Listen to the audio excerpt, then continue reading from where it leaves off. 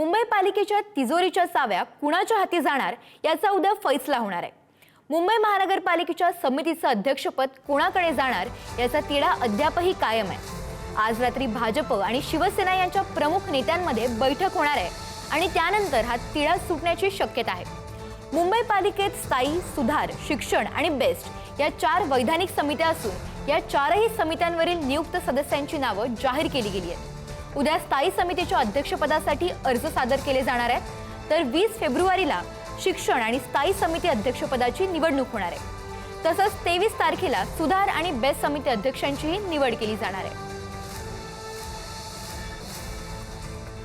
तर बीएमसी स्थायी समितीचं अध्यक्षपद कुणाकडे असणार? प्रभाकर शिंदे, मकरंद नार्वेकर आणि हरीश बांदिवडेकर यांची नावं आता चर्चेत आहेत।